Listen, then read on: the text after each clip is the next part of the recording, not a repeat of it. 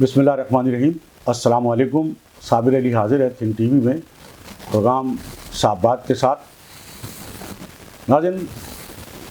सियासत पर बात करने से पहले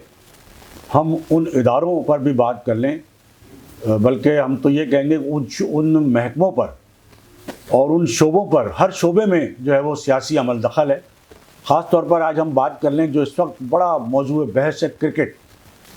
और क्रिकेट मैच जिस तरह पाकिस्तानी टीम हारी और जो चीफ सेलेक्टर हैं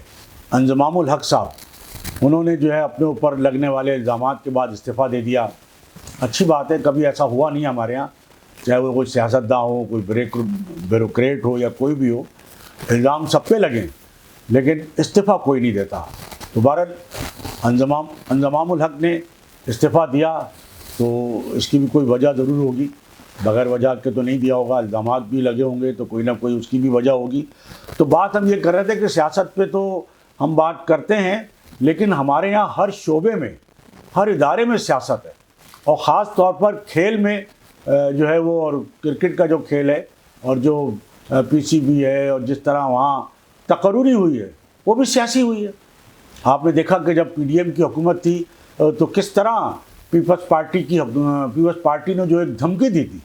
शहबाज शरीफ साहब को, जनाब, चूँकि जरदारी साहब जो है वो ज़का अशरफ साहब को लाना चाहते थे और नून लीग जो है वो नजम सेठी साहब को लाना चाहती थी, लेकिन ज़ाहिर है कि धमकी पीपल्स पार्टी की काम कर गई और ज़का अशरफ साहब चेयरमैन हो गए। क्योंकि क्रिकेट के इस शोबे में, पीसीबी में करोड़ों नहीं अरबों रुपए का खेल है, अरबों खरबों रुपए का खेल है। हम जैसे खेल समझते हैं वो कोई मामूली शोबा नहीं है, वहाँ अरबों का खेल चल रहा है, वहाँ पे खरबों का खेल चल रहा है। यानी चीफ सेलेक्टर, कप्तान, खिलाड़ी और जो भी पीसीबी से वाबस्ता छोटे से एक तो एक लंबी टीम है। अव्वल तो उसकी ज़रूरत ही नहीं है जितनी लंबी टीम है। उसके हवाले से भी सोशल मीडिया पे खबरें चल रही हैं, बातचीत के एक एक खिलाड़ी को कितने लाखों रुपए किस तरह मिलते हैं, एक एक अफसर को, एक एक पीसीबी के जो एहलकार हैं उसकी जो तनख्वाहें, उसकी जो मराहत हैं, क्या मतलब है बादशाहों की। एक ऐसा मुल्क जो कर्जों में डूबा हुआ हो, जिसकी मैशियत जो है बिल्कुल तबाह हो चुकी हो, जिसके अवाम जो है वो 2 वक्त की बजाय 1 वक्त की रोटी को तरस रहे हो, वहाँ पे खेल पे इतनी तवज्जो, और इतनी तवज्जो के बाद भी जो है नताइज सिफर। तो इस वक्त जो मौजूद बहस है वो क्रिकेट है। और ज़ाहिर है हमारे यहाँ जो पाकिस्तानी हैं वो क्रिकेट से बहुत ज़्यादा दिलचस्पी रखते हैं, मोहब्बत रखते हैं और बहुत ज़्यादा उनकी तवज्जो, दिलचस्पी क्रिकेट पर रहती है। यहाँ तक कि फ़लस्तीनियों के साथ जो कुछ हो रहा है गुज़िश्ता 1-1.5 माह से, कोई परवाह नहीं है पाकिस्तान के मुसलमानों को, जबकि पाकिस्तान वो वाहिद मुल्क था जो सबसे पहले आवाज़ उठाता था मुसलमानों के हवाले से, इस्लाम के हवाले से कोई भी बात होती थी। लेकिन ये क्रिकेट मैच ने पाकिस्तान के मुसलमानों को बिल्कुल जो है वो एक मुर्दा जिसे कहते हैं जज्बा उनका कर दिया, और वो बिल्कुल क्रिकेट में लगे रहे और क्रिकेट में लग कर भी उनको कुछ हाथ ना आया। और क्रिकेट टीम का जो नताइज हैं, जो उसकी शिकस्त है, और फिर जो अब स्कैंडल आ रहे हैं। अच्छा, ये स्कैंडल भी, ये इल्ज़ामात भी कोई नए नहीं हैं। ये क्रिकेट के शोबे में जुआ और सट्टा तो बड़े पैमाने पर चलता रहा है। खिलाड़ी भी, चीफ सेलेक्टर भी और फलां भी सब मुलविस रहे हैं। ये जुआ, सट्टा और खेल में जो है वो हार और जीत, इसमें सब में पैसे चलते रहे और बिल्कुल सौदेबाजी होती रही है।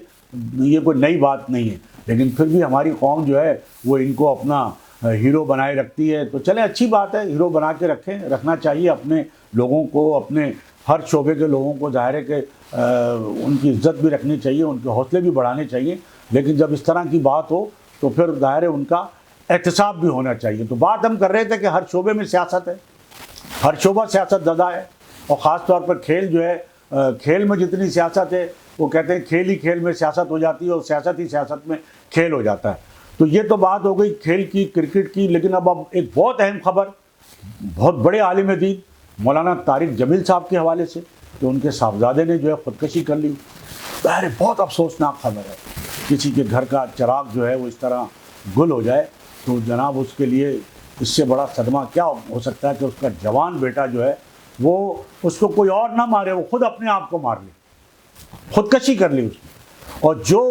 तारिक जमील साहब, इतना बड़ा नाम, ان کے لاکھوں کروڑوں چاہنے والے ہیں، ان کے فالوورز ہیں، اور اس میں کوئی شک نہیں ہے کہ بہت بڑے عالم دین ہیں، اور ان کے جو ہے فالوورز ہیں، ان کے چاہنے والے ہیں، اور وہ جو دین کی جو تبلیغ کرتے ہیں، جو وہ درس دیتے ہیں، لاکھوں لوگ اسے سنتے ہیں اور اس پر عمل کرتے ہیں۔ لیکن کیا افسوسناک بات ہے کہ جو عالم دین پوری دنیا میں اسلام کی تبلیغ کر رہا ہے، پوری دنیا میں اسلام کا پرچم بلند کر رہا ہے، اور جو خودکشی حرام اور بہت ساری چیزیں جو حرام ہیں ان کی تبلیغ کر رہا ہے، لیکن اس کے گھر میں جو ہے اس کا کوئی اثر نہیں ہو رہا۔ یعنی اس عالم دین، ہم تنقید نہیں کر رہے، لیکن جو بات ہے وہ تو کہی جائے گی۔ اور پھر طارق جمیل صاحب کا بحیثیت عالم دین تو ظاہر ہے کہ بہت بڑا مقام ہے، بہت قابل احترام ہے، لیکن جب کوئی شخص چاہے وہ کتنا بڑا بھی عالم دین ہو، سب کچھ ہو، لیکن جب وہ سیاست میں آ جائے، جب وہ کسی سیاسی لیڈر کو جو ہے وہ اپنا لیڈر تسلیم کرنے لگے، ایک سیاسی جماعت کا وہ پیروکار ہو جائے، اس کی حمایت کرنے لگے، تو پھر اس کی دینی خدمات ایک طرف، لیکن جو اس کی سیاست میں جو انٹری ہے اس پر تو یقیناً تنقید ہوگی۔ تو مولانا طارق جمیل صاحب جو ہے وہ ظاہر ہے کہ عمران خان صاحب کے ساتھ جس طرح وہ چپک گئے تھے، یا جس طرح وہ عمران خان صاحب کی حمایت کر رہے تھے، اور جس طرح عمران خان صاحب بھی ان کو اپنے ساتھ لے کے چلتے تھے، تو ظاہر ہے کہ وہ بالکل ایک سیاست ایک زدہ جو تھے وہ ہو گئے تھے وہ، اور ان پہ جب سیاست میں وہ آ گئے، ایک سیاسی رہنما کی ایک سیاسی لیڈر کے ساتھ وہ کھڑے ہو گئے، تو ان پہ تنقید تو بنتی ہے۔ اچھا، مولانا طارق جمیل صاحب کے لیے ہے کہ وہ بالکل عام لوگ، ان کے بہت فالوور ہیں اور یقیناً ان کا بڑا احترام ہے، لیکن میں نے تو یہ دیکھا ہے کہ وہ اشرافیہ کے وہ کہتے ہیں نا کہ درباری مولوی بھی اگر کہا جائے تو، یعنی اس لیے کہ حکومتوں کے ساتھ زیادہ رہیں۔ میں نے تو ان کو پہلی دفعہ اس وقت سنا تھا جب سندھ کے وزیر اعلیٰ ڈاکٹر ارباب غلام رحیم تھے، اور چیف منسٹر ہاؤس میں اس سے پہلے تو پیپلز پارٹی کی حکومتیں رہتی تھی، تو کہتے تھے وہاں پتہ نہیں کیا کیا ہوتا تھا، لیکن کم از کم ڈاکٹر ارباب غلام رحیم کے زمانے میں وہاں پہ میلاد النبی کے جلسے ہوتے تھے، محفل میلاد ہوتی تھی، تو میں بھی ظاہر ہے کہ اس وقت وہاں گیا ایک محفل میلاد النبی کے جلسے میں، تو مولانا طارق جمیل صاحب کو میں نے پہلی دفعہ سنا، اور یقیناً ان کا خطاب، ان کی گفتگو اور ان کا انداز، وہ تو ظاہر ہے لوگ ان کے دیوانے۔ تو لیکن میں نے یہ دیکھا ہے کہ طارق جمیل صاحب بھی جو ہے وہ حکمرانوں کے ساتھ زیادہ رہے، عوامی انداز ان کا ضرور ہے، لیکن وہ نواز شریف صاحب کے ساتھ بھی رہیں، ان کے بھی بہت قریب رہیں، اور ظاہر ہے کہ جو دوسرے حکمراں ہیں ان کے ساتھ بھی رہیں، شاید پیپلز پارٹی زرداری کے ساتھ اس طرح وہ نہ رہے ہوں، لیکن ارباب غلام رحیم کے ساتھ اور دوسروں کے ساتھ، اور پھر عمران خان، جب وہ سیاست میں سیاسی لوگوں کی حمایت کریں گے تو اس پہ تنقید ہے۔ لیکن یہاں بات ہو رہی ہے ان کے صاحبزادے کی خودکشی کی، بہت افسوسناک، بہت دلی صدمہ، یقیناً ان کے ساتھ ہم دلی تعزیت کر سکتے ہیں، اور اللہ تعالیٰ جو ہے ان کو جو صدمہ پہنچا ہے، نہ صرف مولانا طارق جمیل صاحب کو بلکہ جتنے بھی ظاہر ہے کہ ان کے جو بھائی ہیں یا رشتہ دار ہیں، جو اور گھر والے ہیں، اللہ تعالیٰ سب کو صبر جمیل جو ہے عطا فرمائے۔ لیکن لوگ تنقید کر رہے ہیں کہ جناب جو عالم دین پوری دنیا میں دین کی تبلیغ کر رہا ہے، اس کے لاکھوں کروڑوں جو ہے چاہنے والے ہیں، فالوورز ہیں، وہ اپنے گھر میں کیوں نہیں توجہ دے پائے؟ گھر میں اس کی کوئی توجہ، یہی وجہ تھی کہ جب کوئی تو وجہ ہوگی، ظاہر ہے اگر ان کی توجہ اپنے گھر پہ ہوتی، اپنے بیٹے پہ ہوتی، تو کم از کم وہ خودکشی جیسا اقدام نہ کرتا، یا وہ جو بھی اس کے نفسیاتی مسائل تھے تو پہلے تو وہ اپنے گھر کے اندر دیکھو۔ کہتے ہیں کہ پہلے اپنے گھر کے اندر دیکھو، بعد میں آپ باہر دیکھو۔ کہتے ہیں نا کہ پہلے ماں باپ کو چاہیے کہ اپنے بچوں کی ایسی تربیت کرے، اگر وہ بچوں ہی کی تربیت نہیں کر سکتا تو وہ پوری باقی لوگوں کو کیا وہ پیغام دے رہا ہے، وہ کیا تربیت کرے گا؟ یہی صورتحال ہم عمران خان صاحب کے بارے میں کہتے تھے کہ جی عمران خان صاحب قوم کا درد لے کے چلیں، وہ کہتے جی وہ قوم کے لیڈر ہے، وہ قوم کو جو ہے وہ مشکل سے نکالنا چاہتے ہیں، وہ قوم کی رہنمائی کرنا چاہتے ہیں، وہ قوم کی قسمت بدلنا چاہتے ہیں، لیکن ان کے بیٹے جو ہیں وہ یہودیوں کے اس میں ہیں، گود میں، ان کی اولادیں جو ہیں وہ یہودیوں کی گود میں پل رہی ہیں، ان کو پاکستان کا پتہ ہی نہیں ہے، وہ پاکستان کبھی بہت ہی مختصر اگر ایک آدھ دفعہ وزٹ پر آئے ہوں تو آئے ہوں۔ تو یہ مطلب بڑا عجیب لگتا ہے یہ کہنا کہ جو شخص جو اپنے اولاد کو کہنے میں جو ہے اس پہ توجہ نہیں دے پا رہا ہے، اپنے اہل خانہ پہ توجہ نہیں دے پا رہا ہے، تو پہلا حق تو یہی ہے، اسلام میں بھی ہے، اور جو ایک انسانی جو حق ہے وہ بھی یہی ہے کہ جناب پہلے تو آپ اپنی اولاد پہ توجہ دیں، اور آپ پورے ملک پہ توجہ دے رہے ہیں، پورے ملک کو آپ ٹھیک کرنے چلیں، پوری قوم کی قیادت آپ کرنے چلیں اور آپ کی اولاد جو ہے وہ آپ کی قیادت میں ہے ہی نہیں، وہ آپ کے کسی اس ہدایت میں نہیں ہے اور کسی اس میں نہیں ہے، آپ کی توجہ بھی اس پہ نہیں ہے. تو یہی وجہ ہے کہ ان کے بارے میں بھی بہت سارے اطلاعات ہیں کہ وہ کیا ان کی کس طرح زندگی وہاں گزر رہی ہے. ظاہر ہے کہ کوئی پھر وہ مدینے کی ریاست کا نعرہ لے کر آ گئے تھے عمران خان صاحب، جبکہ مدینے کی ریاست کا کسی قسم کا کوئی شائبہ تک ان کی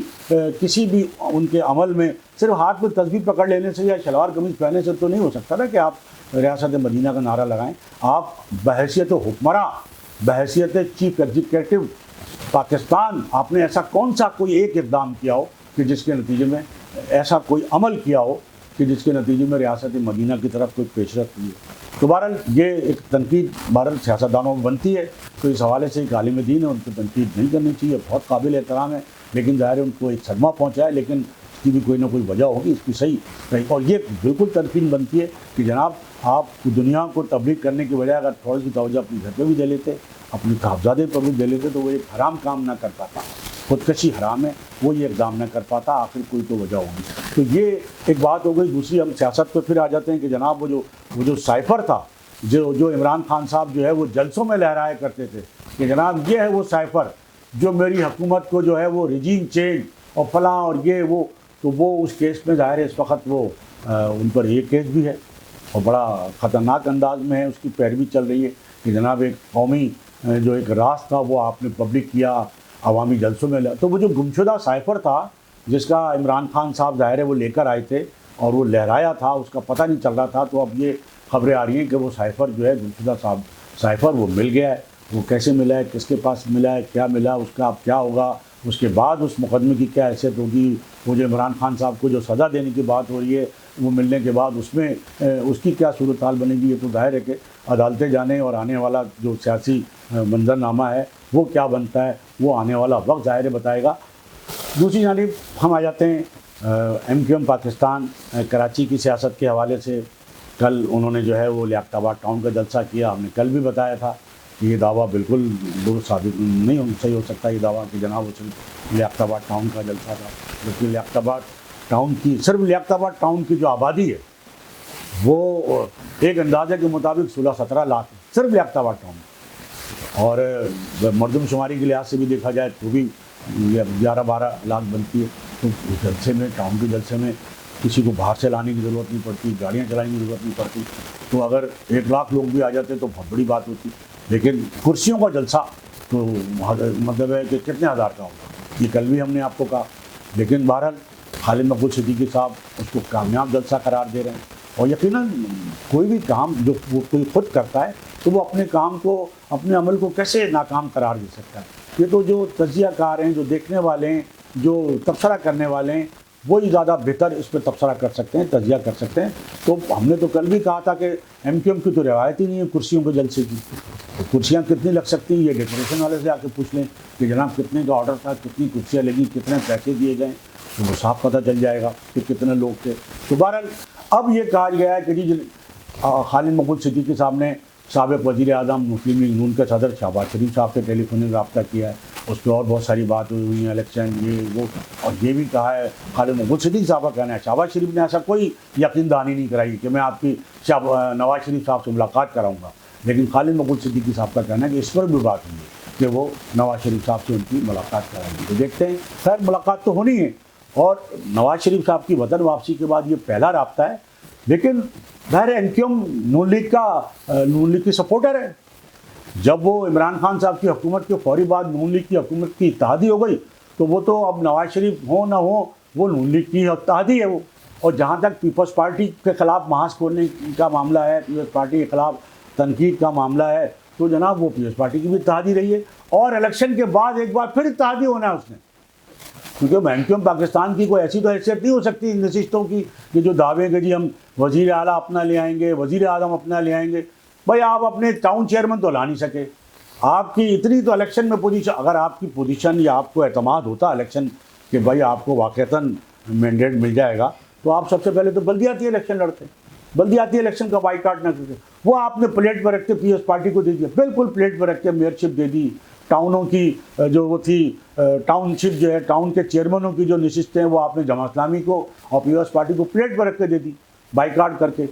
आइंदा जब भी इलेक्शन होंगे और जो भी जितने भी नशिस्तें, हम ये नहीं कह रहे बहुत कम नशिस्तें मिलेंगी या बहुत ज़्यादा, उनका तो बहुत दावा है कि बहुत ज़्यादा नशिस्तें मिल जाएंगी। ज़ाहिर है ग्राउंड रियलिटी तो ऐसी कोई नज़र नहीं आती कि बहुत ज़्यादा नशिस्तें मिल जाएंगी, लेकिन जितने भी नशिस्तें मिलें उनको सिंध में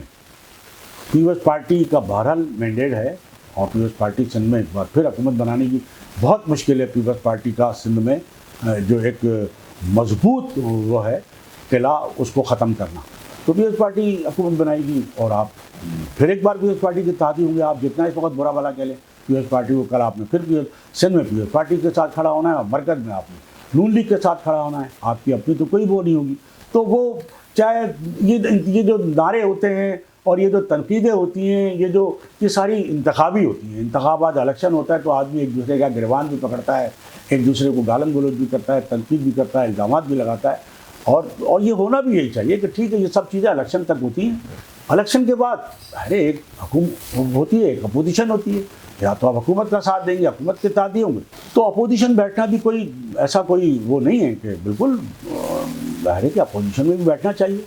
और लोगों की आवाज़ बनना चाहिए असम्बलियों में, उनके लिए आवाज़ उठाना चाहिए, उनके मसाइल हल करने चाहिए। ये ना हो कि खुफिया मामलात करके अपने तो सारे मसाइल हल करने, अपने तो सारे मामलात हल करने, लेकिन लोगों के मसाइल के लिए सिर्फ अखबारी बयान आते। तो बहरहाल देखते हैं कि आइंदा की सियासत जो है वो क्या रुख अख्तियार करती है, तो इलेक्शन होने के बाद ही, क्योंकि इलेक्शन की नवीद भी बार बार सुनाई जा रही है कि जनाब इलेक्शन जो है वो होने जा रहे हैं, उसकी तैयारियाँ हो रही हैं, आखिरी मरहले में। अल्लाह करे कि ऐसा ही हो और इलेक्शन हो, और अल्लाह करे कि लोग जो उम्मीद कर रहे हैं कि इलेक्शन पहले की तरह ना हो जो इससे पहले पाकिस्तान में होते रहें, कोई ऐसा मुआवजा हो जाए कि इलेक्शन मुनसफाना हो, शफाफ हो और सही मानों में जो है लोगों को अपने वोट का जो है डालने का मौका मिले और सही मानों में अपने पसंद के नुमाइंदों को मुंतखब करने का मौका मिले। तो नाज़रीन, ये हमारी आज की गुफ्तगू। इससे पहले कि मैं आपसे इजाज़त दूँ, मेरी आपसे ये गुजारिश होगी कि थिंक टीवी HD चैनल को सब्सक्राइब कर लें, अपने दोस्तों में शेयर करें और लाइक करें। इसके साथ ही आज की कोशिश से साबिर अली की इजाज़त। अल्लाह। चैनल थिंक टीवी HD को सब्सक्राइब ज़रूर कर लें और बेल आइकन का बटन दबाएं ताकि हमारी नई आने वाली वीडियोस पर वक्त आप तक पहुंच सकें। शुक्रिया।